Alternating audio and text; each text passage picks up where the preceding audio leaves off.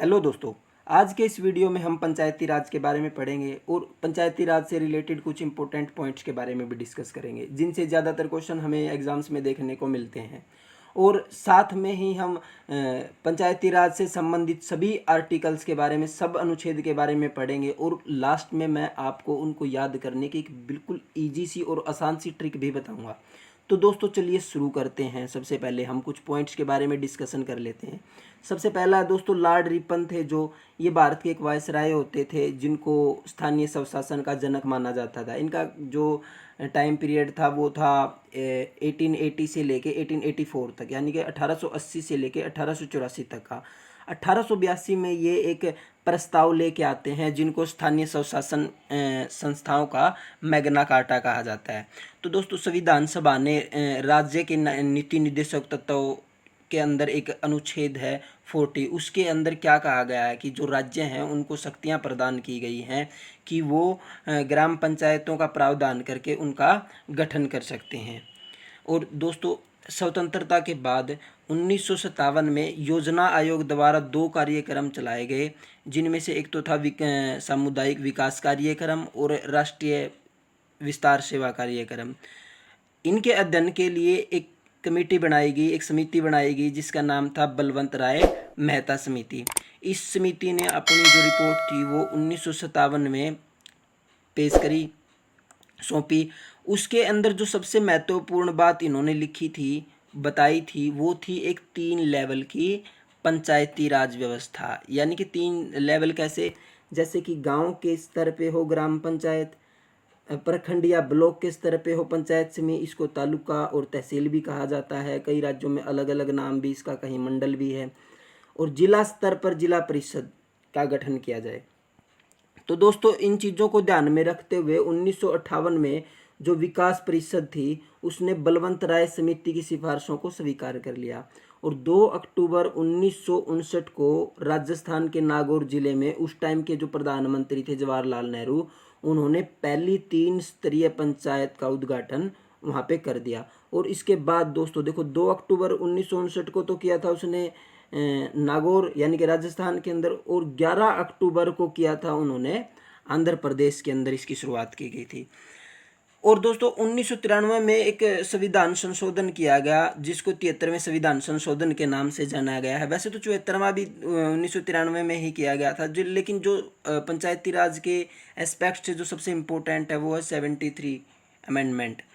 इसमें क्या किया गया दोस्तों, जो पंचायती राज था ये पहले तो वैसे नॉर्मली बनाया जाता था, विकास कार्यक्रम के रूप में चलाया जाता था, लेकिन बाद में इसको संवैधानिक दर्जा दे दिया गया। लेकिन यानी कि पहले तो बनाओ ना बनाओ आपकी मर्जी है, संवैधानिक दर्जा देने के बाद क्या होता है कि आपको इसको बनाना ही पड़ता है। हर राज्य के लिए एक आदेश की तरह हो जाता है कि उनको इसका गठन करना पड़ेगा। इस अधिनियम के तहत दोस्तों भारत के संविधान में एक भाग लिखा गया, भाग 9, जिसके अंदर अनुच्छेद आता 243।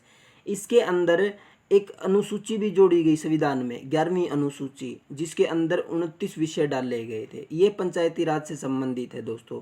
और दोस्तों 24 अप्रैल को हर साल पंचायती राज दिवस के रूप में मनाया जाता है। अब दोस्तों हम इससे रिलेटेड कुछ आर्टिकल्स के बारे में डिस्कस कर लेते हैं।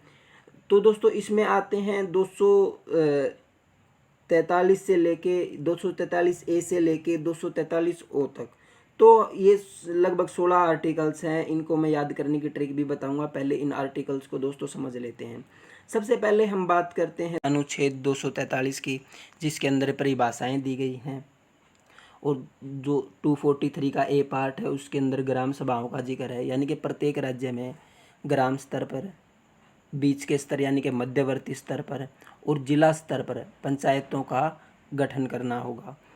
दूसरा है दोस्तों 243 का बी, इसमें पंचायतों के गठन के बारे में बात है। और दोस्तों इसके अंदर एक बात ये भी लिखी हुई है कि 20 लाख से अधिक जिस राज्य की जनसंख्या नहीं है तो वहाँ पे मध्य स्तर की पंचायत बनाना जरूरी नहीं है, यानी कि उनमें ग्राम स्तर की हो जाएगा, यानी कि ग्राम पंचायत, और सीधा जिला परिषद यानी कि जिला पंचायत। और दोस्तों अब बात करते हैं 243 का पार्ट सी। इसमें पंचायतों की संरचना के बारे में डिस्कशन है। 243 का डी पार्ट, डी है दोस्तों, इसके अंदर आरक्षण की बात कही गई है। अनुसूचित जाति और अनुसूचित जनजाति और महिलाओं के लिए आरक्षण का प्रावधान इसके अंदर किया गया है। जो महिलाएं हैं उनको 1/3 आरक्षण दिया गया है पंचायतों के अंदर। नगर पालिका में भी दोस्तों इतना ही है। 243 में पंचायतों के कार्यकाल के बारे में बात है कि जैसे कि एक पंचायत का कार्यकाल कितना होता है, 5 साल। तो आर्टिकल 243 का F, इसमें दोस्तों जो पंचायत के सदस्य हैं उनकी योग्यता के बारे में बात की गई है। जैसे कि किसी भी पंचायत का सदस्य बनने के लिए कम से कम उम्र चाहिए 21 वर्ष, ये योग्यता है। 243 का G पार्ट पंचायतों को कुछ शक्तियां प्रदान करता है, कुछ उनके उत्तरदायित्व हैं जिनका उनको निर्वहन करना पड़ता है, जैसे कि आर्थिक विकास और सामाजिक न्याय की कोई भी योजना तैयार कर सकते हैं। 243 का H दोस्तों पंचायतों को टैक्स लगाने की पावर्स देता है, यानी कि वो टैक्स लगा सकती हैं। जैसे कि गांव वगैरह में होते हैं ये छोटे मोटे रेहड़ी वाले, या हो सकता है ये भिखारियों को गांव में अलाउड ना करें, उनके ऊपर टैक्स लगा दें। तो दोस्तों इस तरह के टैक्स जो पंचायत है वो आरोपित कर सकती है, लगा सकती है।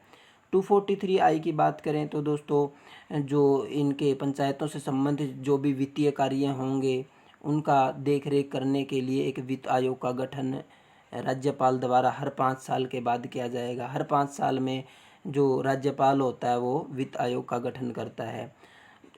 243 का J पार्ट में बात है दोस्तों ऑडिट वगैरह की, जो इनका लेखा जोखा होता है पंचायतों का, उनके बारे में दिया गया है 243 के J में।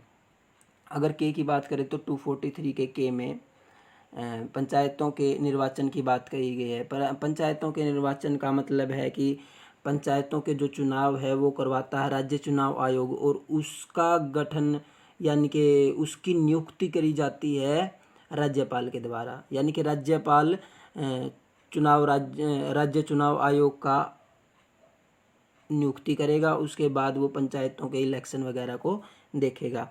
243 का जो L पार्ट है उसमें दोस्तों संघ क्षेत्रों के बारे में बात है, यानी कि यूनियन टेरिटरी के बारे में बात है कि किन किन राज्यों में ये पंचायती राज लागू होगा। यानी कि लगभग सब में ही होता है, सिर्फ दिल्ली को अगर छोड़ दें तो दिल्ली को छोड़ के बाकी जितने भी केंद्र शासित प्रदेश हैं, यूनियन टेरिटरी है, सब के अंदर पंचायती राज कानून लागू होता है। 243M की बात करें तो दोस्तों इसमें कुछ ऐसे एरियाज़ हैं जिनके अंदर ये लागू नहीं होता, जो ज़्यादातर अनुसूचित जाति या अनुसूचित जनजाति से संबंधित होते हैं।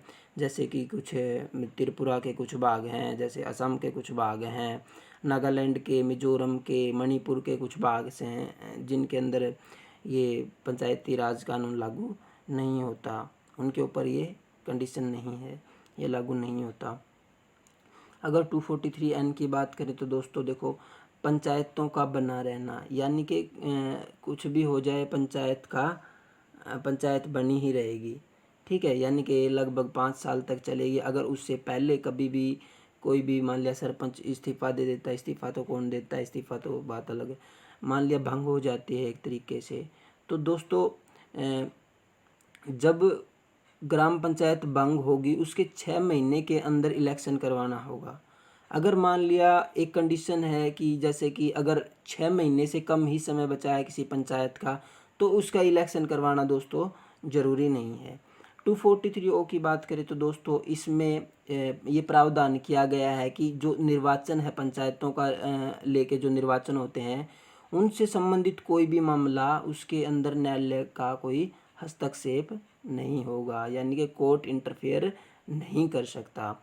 अब दोस्तों इनकी ट्रिक्स के बारे में बता देता हूँ आपको। एक छोटी सी ट्रिक है, वो बिल्कुल अगर 1-2 बार आप उसको मेमोराइज़ करोगे, 1-2 बार पढ़ोगे तो इजीली ये सारे के सारे आर्टिकल्स हैं जो आपको इजीली याद हो जाएंगे। तो दोस्तों सबसे पहले बात देखो, जैसे ए पार्ट है 243 का ए, उसके अंदर मैंने इसका एक वर्ड दे दिया, इसको असेंबली। असेंबली का मतलब होता है सभा, ठीक है दोस्तों, यानी कि इसमें ग्राम सभा के बारे में बात है। दूसरा है बी, बी से मैंने नाम दे दिया बेसिक। बेसिक यानी कि आधार, आधार यानी कि किसी भी चीज़ का आधार रखना, यानी कि उसका गठन करना, तो ये दोस्तों गठन से संबंधित है।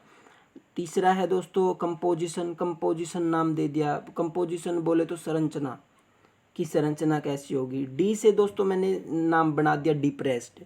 डिप्रेस्ड मतलब जो लोग समाज में डिप्रेस्ड हैं उनके लिए क्या है, रिजर्वेशन का प्रावधान इसके अंदर किया गया है। ई से दोस्तों मैंने बना दिया एक्सपायरी, एक्सपायरी यानी कि टाइम पीरियड कितना होगा, यानी कि कार्यकाल कितना होगा पंचायत का, उसका जिक्र है इसके अंदर। एफ से दोस्तों मैंने बना दिया वर्ड फेल, फेल का मतलब है डिस्क्वालिफिकेशंस यानी कि अयोग्यताएं, यानी कि क्या क्या योग्यता होनी चाहिए पंचायत का सदस्य बनने के लिए।